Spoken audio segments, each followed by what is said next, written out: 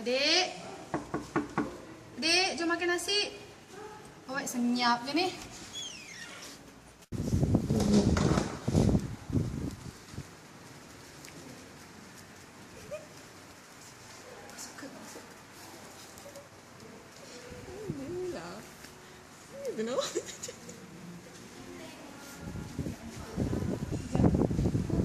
Kau Jom. Adik.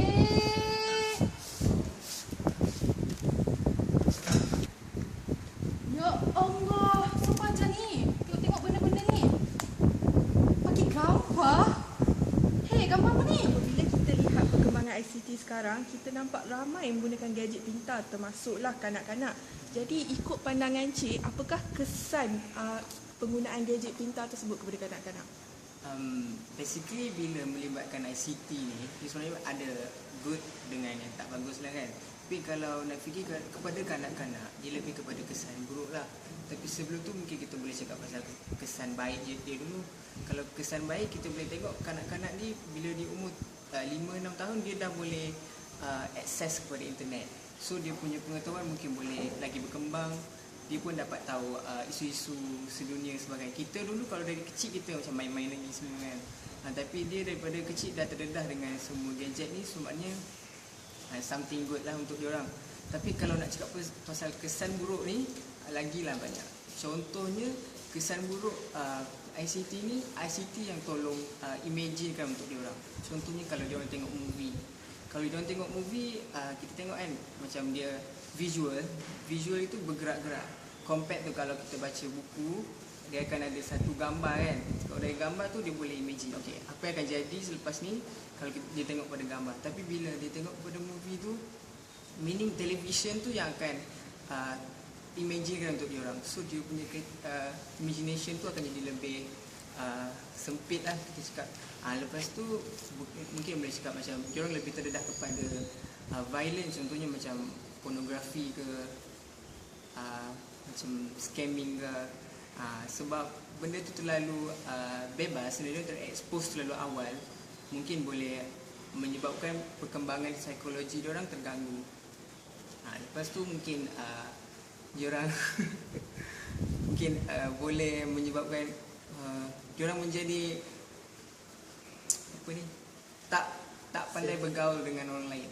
Sebab diorang terlalu bergantung kepada Twitter, Facebook. Sebab benda tu tak jumpa pun tak apa, tapi as long as diorang still ada connection dalam media sosial, so diorang still boleh macam berinteraction without berjumpa. So bagi saya macam lihat pada pandangan saudara lah kan, apa kesan penggunaan gadget-gadget tersebut kepada kanak-kanak? Saya rasa kesan dia ada positif dan negatif. Tapi kalau kita lihat dari saya rasa macam bagus lah kalau kanak-kanak ni dapat lebih informasi, dia orang tahu guna up to date dengan teknologi semua. Tapi macam tak sama macam dia orang ni childhood tak sama macam kita dulu. Kita orang keluar main, tapi dia orang sekarang ni asyik dalam rumah aje, stuck in at home and playing their gadgets. And a lot of times penggunaan gadget yang keterlaluan ni membuat dia orang macam anti-social sikit. So as you can see, kanak-kanak sekarang kalau pergi ke shopping complex ke mana-mana ke, yang kecil-kecil tahun 1 year old selalu tahu main iPad dan semua. So tak bagus lah dari segi health dia orang pun tak bagus. Kerana yang ini kisah benar tau. So saya punya mak ialah guru tadika. So ada budak-budak yang parents dia orang beri yang dia iPad masih kecil-kecil, dan dia orang belum develop lagi dia orang punya senses dan cara guna tangan semua kan. So asyik guna jari je. So at the end dia orang tak tahu macam mana guna jari tangan dia orang, hanya boleh guna jari. So this is a recognized problem, tapi parents banyak tak tahu. So this is the kind of negative impact. Maybe kalau nak beri pada kanak-kanak, jangan beri terlalu awal. Exposure dia sikit demi sedikit lah. Jangan terus one shot bagi dia orang satu telefon ke iPad ke. I don't think there's any much value besides playing games, and because they cannot go on the internet and whatnot, right? So I think there are benefits, but then you need to limit the usage and exposure.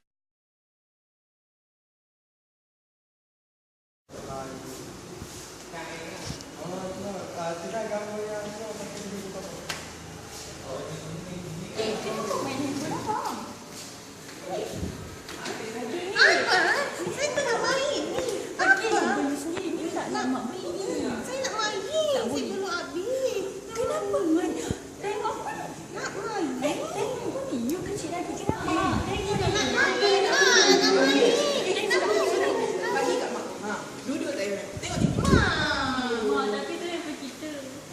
Assalamualaikum warahmatullahi wabarakatuh, tuan-tuan dan puan-puan. Pada hari ini kita akan membincangkan topik terbaru iaitu mengenai ICT dan kanak-kanak daripada perspektif undang-undang dan impak lain. Jadi pada hari ini kami mempunyai 4 orang panel iaitu Izian Suryana daripada Wakil Jabatan Kemasyarakatan Malaysia. Kedua ialah Dalilah Khalid, Wakil Multimedia Super Corridor Malaysia MSC. Ketiga ialah Dr. Morgana Priya iaitu pensyarah daripada Fakulti Sains Kemanusiaan, Sains Sosial dan Kemanusiaan daripada bahagian psikologi. Dan keempat merupakan Unazifah Wahida iaitu seorang guru besar daripada Sekolah Konvent Bukit Nenas. Jadi mereka merupakan panel-panel yang akan membincangkan topik mengenai kanak-kanak dan ICT. Seperti yang kita tahu, di Malaysia ini ICT merupakan perkara yang kita tidak boleh elak. Mana kanak-kanak sekarang ni adalah terikat dengan ICT. Di mana-mana mereka pergi, mereka mesti mempunyai phone, tab dan sebagainya. Jadi kami ingin mengesan dan identify apakah impak-impak yang akan terjadi kepada kanak-kanak. Yang pertama pada hari ini merupakan Puan Izian Suryana, wakil daripada Jabatan Kebajikan Masyarakat Malaysia. Assalamualaikum Puan. Waalaikumsalam. Baiklah Puan, soalan saya kepada Puan ialah apakah peruntukan yang terdapat di Malaysia mengenai ICT dan kanak-kanak? Maksud saya penggunaan ICT dan kanak-kanak. Apakah peruntukan yang mengawal aktivitas? Okey. Sebagaimana yang kita tahu, undang-undang yang terdapat di negara kita yang untuk mengawal selia tentang kanak-kanak itu sendiri adalah berdasarkan daripada dasar kanak-kanak negara. Dasar kanak-kanak negara ini merangkumi pelbagai aspek untuk melindungi hak kanak-kanak itu sendiri. Menurut Konvensyen dan Akta Kanak-Kanak 2001, iaitu Konvensyen mengenai hak kanak-kanak dan Akta Kanak-Kanak 2001, kanak-kanak itu sendiri didefinisikan sebagai seorang yang bawah umur 18 tahun dia. Dan juga daripada tahun 1995, Malaysia telah meratifikasi satu konvensyen yang saya nyatakan tadi, iaitu Konvensyen mengenai hak kanak-kanak, di mana dalam konvensyen ini telah menerangkan tentang hak kanak-kanak, perlindungan, apa yang diperlukan di dalam kelangsungan hidup kanak-kanak itu sendiri, bagaimana dalam aspek perkembangan, pendidikan, pengetahuan, semata-mata untuk menjadikan kanak-kanak itu lebih berdaya saing, lebih inovatif, kreatif dan seterusnya kompetitif untuk menjalani kehidupan pada masa hadapan. Puan Dalilah sekali. Assalamualaikum. Waalaikumsalam. Okey, Puan Dalilah Khalid merupakan wakil daripada Multimedia Super Corridor. 3. Baiklah, ya Allah. 3.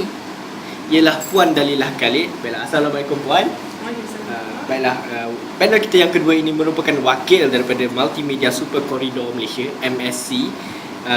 Baiklah, Puan, saya ingin menanyakan soalan kepada Puan, iaitu mengenai peruntukan dari luar negara yang boleh kita gunakan atau refer bagi situasi penggunaan ICT dan kanak-kanak di negara ini. Seperti yang kita tahu, tidak mendapat banyak peruntukan di sini mengenai ICT dan kanak-kanak. Jadi boleh Puan terangkan? Okey, seperti yang saya lihat, contoh terbaik yang boleh kita adaptasi daripada negara-negara luar iaitu seperti di Amerika Syarikat, di mana pada tahun 2013 Amerika Syarikat telah membuat satu pindaan akta baru, iaitu Akta Perlindungan Privasi dalam Talian Kanak-Kanak yang berkuat kuasa pada 1 Julai 2013, di mana akta ini berperanan untuk memberikan lebih kawalan kepada ibu bapa atas sebarang maklumat yang dikongsi oleh anak-anak mereka dalam talian. Di mana akta ini juga melarang pengendali laman web daripada memasarkan atau memprofilkan maklumat kanak-kanak tersebut kepada luar tanpa persetujuan ibu bapa. Jadi kalau diorang jika dibenarkan untuk dikumpulkan juga maklumat tersebut, maklumat ini mesti disimpan dengan selamat oleh pihak ketiga dan juga pengusaha laman web di luar negeri, kerana kedua-duanya ini juga terikat dengan undang-undang yang baru dipinda ni. Dr. Morgana Priya, ya. Saya ingin bertanyakan kepada doktor, apakah kesan-kesan yang positif kepada kanak-kanak ini dengan ICT, gadget dan semuanya pada zaman sekarang ini? Boleh doktor ceritakan? Terima kasih bagi soalan tersebut. Okey, bagi saya kesan positif adalah lebih baik daripada kesan negatif, sebab saya tidak setuju dengan uh, uh, Okey. Terima kasih atas soalan anda. Bagi pendapat saya, kesan positif adalah lebih banyak daripada kesan negatif. Saya tidak setuju atas pandangan orang ramai yang ICT ini hanya untuk melayari internet, mengantar short message and then permainan game sahaja. Tetapi kanak-kanak boleh mengeksplor ICT ini dengan lebih positif. Sebagai contoh, kanak-kanak boleh mencari bahan rujukan yang mereka ingin tahu dengan hanya satu klik saja.